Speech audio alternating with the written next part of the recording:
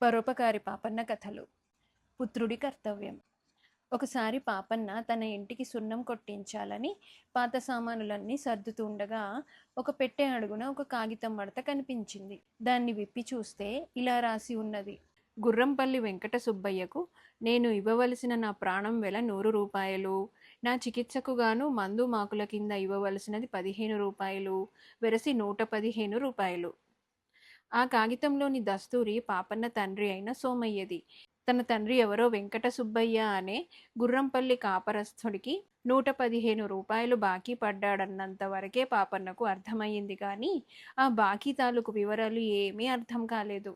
అందుచేత అతను ఆ కాగితంలో రాసి ఉన్న మాటలు తన తల్లికి వినిపించి, ఈ వెంకట సుబ్బయ్య ఎవరో, ఈ బాకీ ఏ బాపతో నీకేమైనా తెలుసునా అమ్మా అని అడిగాడు. తల్లి కాసేపు ఆలోచించి, కొంచెం కొంచెం జ్ఞాపకం వస్తున్నదిరా, అయితే ఆ బాకీ తీరలేదన్నమాట.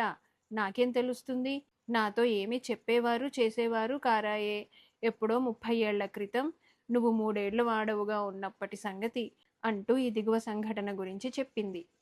పాపన్న తండ్రి సోమయ్య చాలా బీదగా జీవితం గడిపాడు. కొద్దిపాటి పొలం ఉండేది. అందుచేత ఎక్కడన్నా భోజనము దక్షిణ డబ్బులు దొరుకుతాయంటే సోమయ్య ఎంత దూరమైనా వెళ్ళేవాడు. అలాగే ఒకసారి సోమయ్య రాజధానిలో ఒక రాజోద్యోగి ఇంట పెళ్లి అయితే వెళ్ళాడు. అక్కడ భోజనం చేసి దక్షిణ పుచ్చుకొని తిరిగి వచ్చేటప్పుడు ఆయనకు వెంకట సుబ్బయ్య అనే ఆయన తోడు దొరికాడు. ఆ వెంకట సుబ్బయ్యది గుర్రంపల్లి అనే గ్రామం. ఆయన కూడా పెళ్లికి వచ్చిన వాడే. ఇద్దరిది ఒకే దారి కనుక కబుర్లు చెప్పుకుంటూ ప్రయాణం చేశారు. వాళ్ళు గుర్రంపల్లిని చేరవస్తుండగానే బాగా చీకటి పడింది.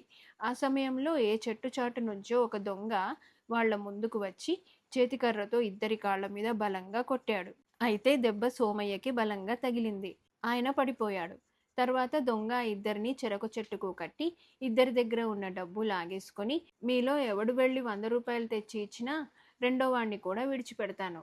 చెప్పండి, ఎవరు వెళ్ళి డబ్బు తెస్తారు?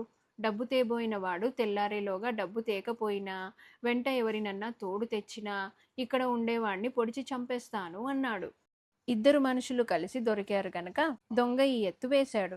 అదే ఒంటరి ప్రయాణికుడై ఉంటే దగ్గర ఉన్నది కాజేసి దొంగ తృప్తి పడేవాడు. కానీ ఇద్దరుగా దొరికారు గనక వాడి ఎత్తు పారింది. ఎవరో ఒకరు వెళ్ళి 100 రూపాయలు తెచ్చి ఆ దొంగ మొహాన కొట్టి రెండో వాణ్ణి విడిపించాలి. సోమయ్య ఉండే గ్రామం చాలా దూరం. అక్కడికి వెళ్ళటానికే ఒక రోజు పట్టుతుంది. తెల్లవారే లోపుగా తిరిగి రావటం అసంభవం. ఒకవేళ తిరిగి వచ్చినా సోమయ్య ఇంట చిల్లి గవ్వలేదు. 100 రూపాయలు ఎలా తెస్తాడు? మా గ్రామం దగ్గరలోనే ఉన్నది, నన్ను వదిలిపెట్టు, నేను డబ్బు పట్టుకొస్తాను అన్నాడు వెంకట సుబ్బయ్య దొంగతో. దొంగ వెంకట సుబ్బయ్య కట్లు విప్పి వెళ్ళిపోనిచ్చాడు. అలా దొంగ బారి నుంచి తప్పించుకొని బయటపడిన వెంకట సుబ్బయ్య తనను విడిపించటానికి 100 రూపాయలతో తిరిగి వస్తాడని సోమయ్య కలలో కూడా అనుకోలేదు.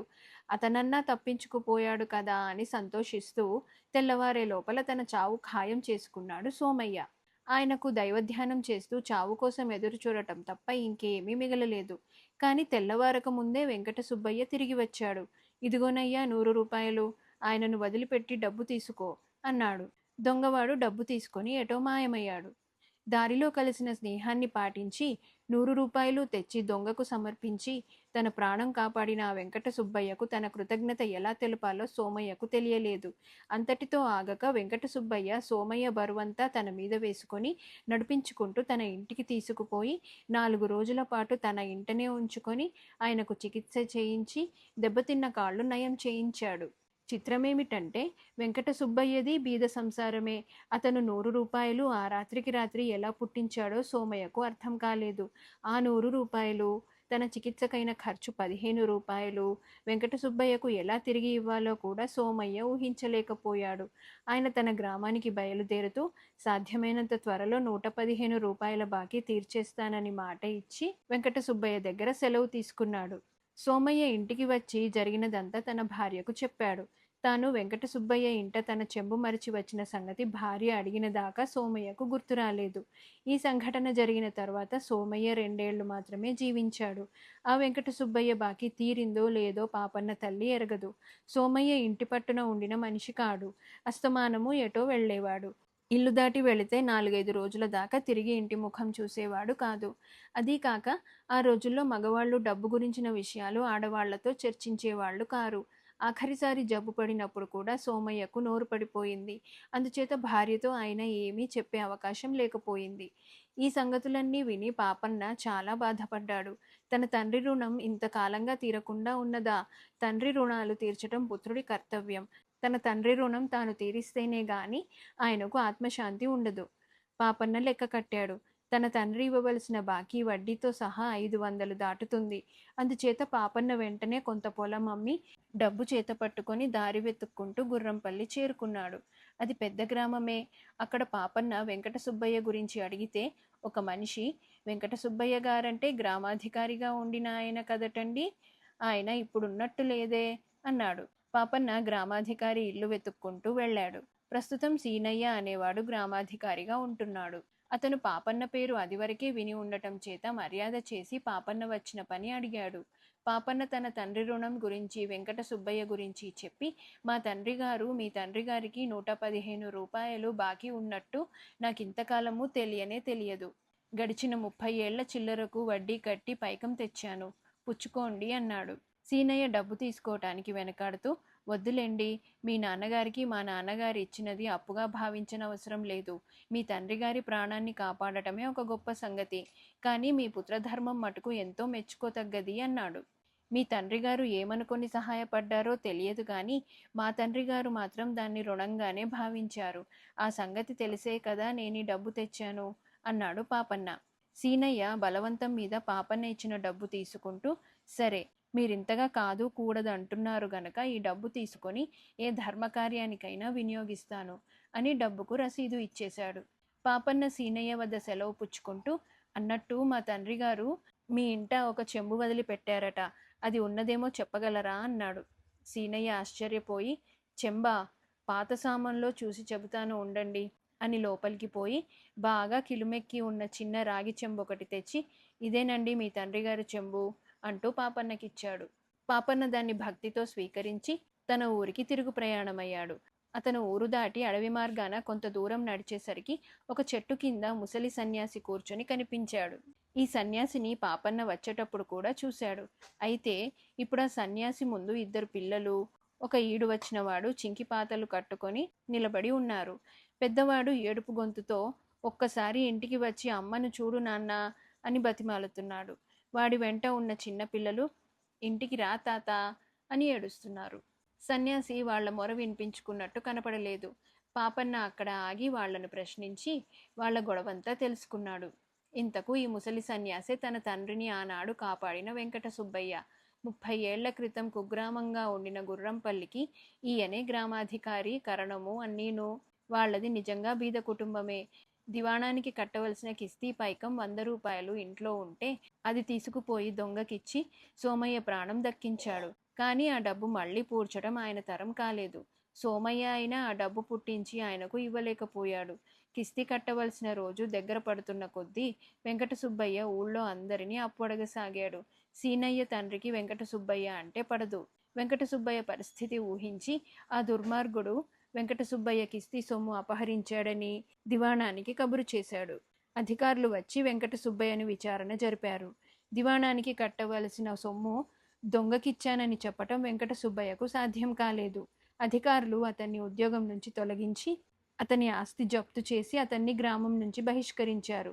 సీనయ్య తండ్రి గ్రామాధికారి అయ్యాడు. జరిగిన దానికి వెంకట సుబ్బయ్య వైరాగ్యం చెంది అడవిలో ఆశ్రమం వేసుకొని సన్యాసి జీవితం గడపసాగాడు. ఇప్పుడు వెంకట సుబ్బయ్య భార్య మంచం పట్టి ఇవాళో రేపో అన్న స్థితిలో ఉండి భర్తను ఒకసారి చూడాలని తపించిపోతున్నది. అందుకే కొడుకు మనుమలు వచ్చి వెంకట సుబ్బయ్యను ఇంటికి రమ్మని ప్రాధేయపడుతున్నారు. అంతా విని పాపన్న నిర్ఘాంతపోయాడు.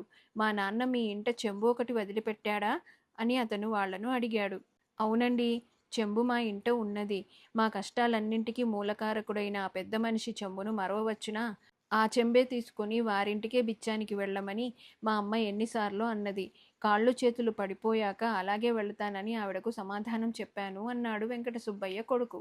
పాపన్న తన సంగతంతా వాళ్లకు చెప్పాడు. అతను సన్యాసితో, అయ్యా, మీరు సన్యాసిగానే ఉండిపోతారో తిరిగి గృహస్థు అవుతారో అది మీ ఇష్టం.